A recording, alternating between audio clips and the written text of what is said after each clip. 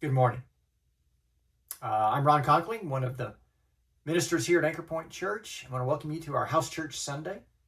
Hopefully last week was a good week for you, and this weekend has been refreshing and allowing you to get your batteries charged and have a good time with family and friends. This morning, maybe you're having a breakfast or a lunch with this group gathered together to see what we can find out about God from His Word. And today we're going to be in Numbers chapter 14. But as the weekend closes, we are often looking forward to the coming week. Maybe there's some things we're anticipating, but often I think we can start to see all the challenges that lay ahead of us. We certainly have challenges with family, friends, coworkers, roommates, neighbors, challenges on the job, maybe things we have to overcome this week. Maybe we're facing some problems. We've got to get something fixed at the house, or we've got to go visit the school to help see how our kids are doing. And of course, each and every day, I saw one study where we face approximately 3 to 5 new problems every day. Some of them are smaller, some of them are larger, but it's something that we have to deal with. And then on top of that, information just flows. So many advertisements we're being hit with about things we're being persuaded to buy, or how to think, or maybe that we deserve it. There's also all the social media feeds that are out there, whether that's YouTube or Instagram or TikTok or Facebook, whatever else you may be consuming. And those are curated a lot of times to how we think. It's not just random what we get, because they have algorithms designed to get us to engage. They also have a bent on a lot of these stories. It says, another survey I saw was 90% of the stories are negative. In part because that's kind of how the human brain is wired, is it's drawn to that out of fear and concern, and it is more likely to click and to be either informed or to be assuaged, and of course, if it's concerning enough, we forward it, and so it feeds the whole machine, so to speak. And then if we want to try to counteract that, we need approximately like 3 to 5 good news articles to offset a negative one. So there's a lot of challenges in order for us just to enjoy our week and to be able to move through it and to be at peace. And so it's really a challenge for us to trust God every day. And this is something we have in common with the Israelites. Ironically, they got to see many miracles, and yet they still had challenges with trusting God. And today we're going to learn from them about how they lived. And so let's go to Numbers 14. The backstory, of course, is that God creates the universe in Adam and Eve. But they sin and introduces sin into the world, but God has a plan of redemption. And that plan of redemption is through Abraham and his descendants. And Abraham's descendants will wind up in Egypt, and eventually they become, by most estimates, approximately 2 million people. But God frees them from their slavery, and they set out into Sinai. They cross through the Red Sea, and they're journeying to the Promised Land. And this journey is taking about a year. And in Numbers 14, where we land today, they're on the verge of entering the Promised Land. And so there's a lot of anticipation and excitement. And so they say, hey, let's get some spies and send them out just so we know what we're doing. Maybe which roads to take, or who's the most dangerous, and how we might attack the people that are there. And so they send out 12 spies. They come back. 10 of them have a very negative report. And they say, look, the land is beautiful, but these people are too big. We can't win. We're going to die. 2 of the spies, Caleb and Joshua, say, no, we can do it. God is with us. He will hand them over to us, and we'll be victorious. Let's just trust God. And so they're grumbling and complaining, and as the evening closes, they're like grumbling and complaining into the night. And so we're going to pick up in Numbers chapter 14. That night, all the people of the community raised their voices and wept aloud. All the Israelites grumbled against Moses and Aaron, and the whole assembly said to them, if only we had died in Egypt or in this desert. Why is the Lord bringing us to this land, only to have us fall by the sword? Our wives and children will be taken as plunder. Wouldn't it be better for us to go back to Egypt? And they said to each other, we should choose a leader and go back to Egypt. I mean, if you've read anything of the Bible or their account of what happened to them in Egypt, you would go, this is stupid.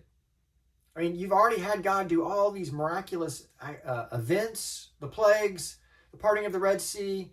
God has taken care of you to this point. It's been amazing. And yet they are emotional. They're like not thinking clearly. And all of a sudden they're like, we don't even remember these victories, and we're not even paying attention to God's promises. Let's return to slavery. This is the height of fear and emotionalism. Their trust in God is completely bankrupt. And so we read on in verse 5, it says, Then Moses and Aaron fell face down in front of the whole assembly gathered there. And Joshua, son of Nun, and Caleb, son of Jephunneh, who were among those who had explored the land, tore their clothes, and said to the entire Israelite assembly, The land we passed through and explored is exceedingly good. If the Lord is pleased with us, he will lead us into that land, a land flowing with milk and honey, and will give it to us. Only do not rebel against the Lord, and do not be afraid of the people of the land, because we will swallow them up. Their protection is gone, but the Lord is with us. Do not be afraid of them. It's like, Moses and Aaron have been trying to reason with them, and now Joshua and Caleb are trying to reason with them. It's like they get one last chance to come to their senses. And it is Moses and Aaron fall to the ground, and Joshua and Caleb plead with them. But the people are unremoved in their rebellion. And in the beginning of verse 10, it says, But the whole assembly talked about stoning them. So obviously the Israelites have given themselves over to faithlessness. They have lost their ability to remember, to reason, and to trust God. They're truly in a dire situation. But I think here's a good moment for us to pause and have a time of discussion and to ask, what happens when your faith is low? Like, what is life like? And share personally about that if you are willing.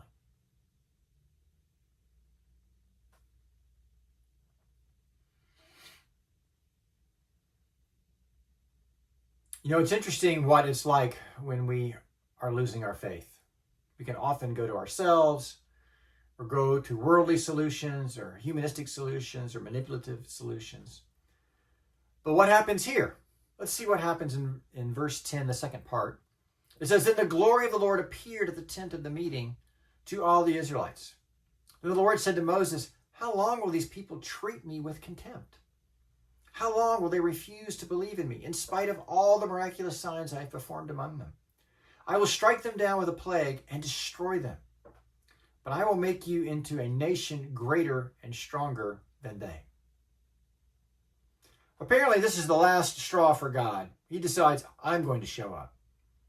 I mean, it's crazy, but they are talking about stoning their current leaders. Looks like Joshua, Caleb, Moses, Aaron, appointing somebody new. And God says, this is the last straw. I'm here. And you know what? I'm going to wipe them all out. Moses, I'm going to raise up another people through you.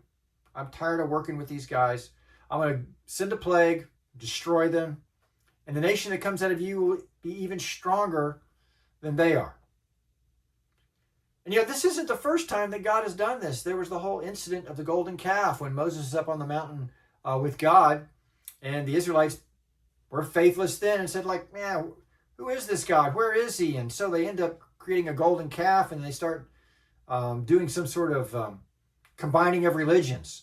This worship of an idol of the calf and worshiping God, but it's a disaster. It's the top two commandments that God said not to break, they're breaking. And so God was ready to destroy Israel then, and Moses interceded then and stopped it. And God then promised to make up a new nation through Moses. And here we are all over again. Maybe Moses was tempted to go, well, you know what? It's time. I'm tired of dealing with these people. Now, obviously, God is feeling like they are deserving of severe judgment. And so I think the biggest point that I would like to talk about here, though, is they're treating God with contempt. That is, they're treating God as one who is inferior and not worthy of respect. They're disrespecting God's plan, his ideas, his promises, his examples of power and miraculous things that were worked by him that they could witness and see.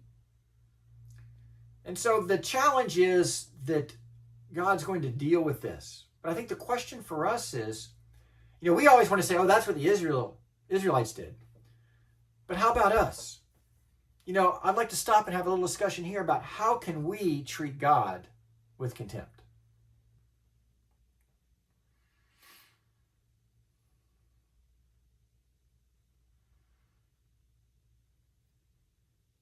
It can be sobering to see how easy it is for us to act faithlessly towards God. In verse 13, we'll pick back up, and it says, Moses said to the Lord, then the Egyptians will hear about it. By your power you brought these people up from among them, and they will tell the inhabitants of this land about it. They have already heard that you, O Lord, are with these people, and that you, O Lord, have been seen face to face, and that your cloud stays over them, and that you go before them in a pillar of cloud by day and a pillar of fire by night. If you put these people to death all at one time, the nations who have heard this report will say, the Lord was not able to bring these people into the land. He promised them on oath, so he slaughtered them in the desert. Moses just breaks in as like, God, I'm concerned about your reputation among the nations. I don't want it to fall in disrepute. Not that it would be true, but it's like the PR campaign would not look good. And Moses is like, look, I want people to know that you are a holy God and you are a God to be revered and honored and respected and obeyed. Please turn aside from this. God he's not concerned about himself. He's not concerned about this generous offer to be the patriarch of all the nations. He's concerned about God's reputation, and he's also concerned about these people. He goes on in verse 17 and says, now may the Lord's strength be displayed, just as you have declared. The Lord is slow to anger, abounding in love, and forgiving sin and rebellion. Yet he does not leave the guilty unpunished. He punishes the children for the sin of their fathers to the third and fourth generation. In accordance with your great love, forgive the sin of these people, just as you have pardoned them from the time they left Egypt until now.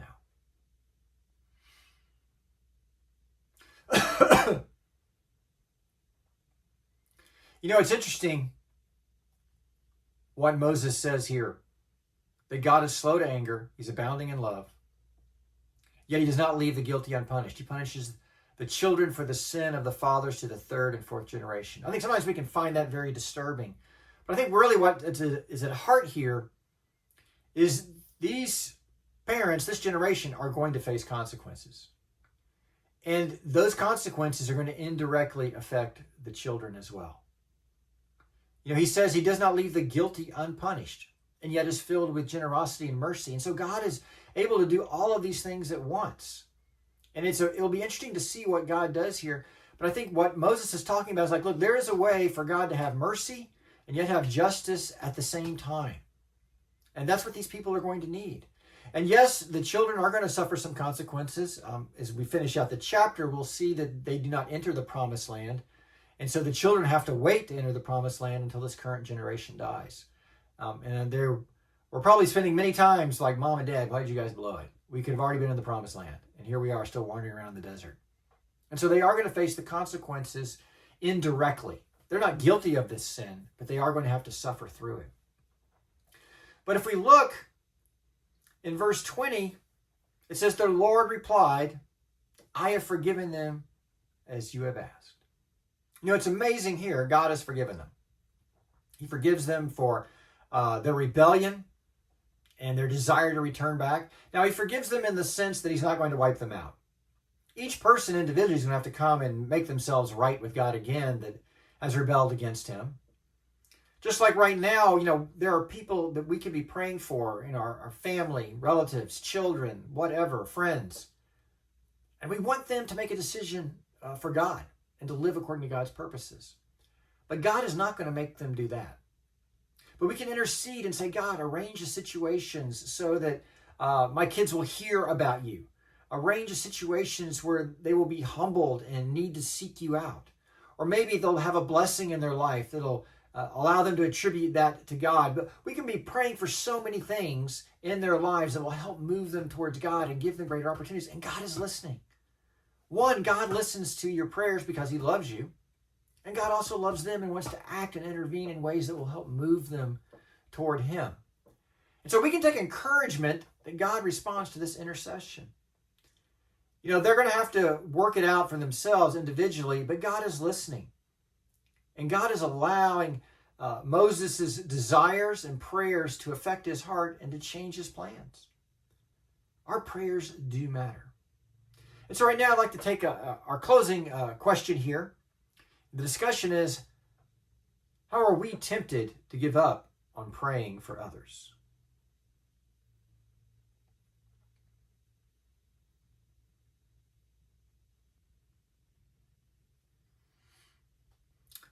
You know, this chapter concludes with God granting the Israelites their wish. That generation will not enter the promised land. And so they're going to wander in the desert. And it's a sobering lesson about trusting in God. On the one hand, there's a lot of blessings, and that God will listen and intercede and act to try to bring things about. God blesses Caleb and Joshua and Moses and Aaron for their faithfulness. But he ends up disciplining the entire nation of Israel for their rebellion. Both things are true with God. But the great news for us is we have the opportunity to continue to trust, to grow in our trust, to allow the miracles that have happened in our lives to move us towards trusting in God. Because as a Christian, you've already witnessed the miracle of your own conversion. And if you've been around any length of time, you've probably also witnessed studying with someone and seeing them make a decision to become a Christian and seeing many others make changes and become Christians. You've experienced the personal miracles you've had in changing your own character and seeing those character changes happen in those around you and in your family. You know the power of God's miracles. You know that the power of His Word is true, and when it's lived out, it's transformative. We have all of these promises available to us. These miracles are just as great, if not greater, than the miracles that the Israelites saw. I pray that this morning will be a sobering and encouraging reminder for you to trust in God with all your heart and lean not on your own understanding.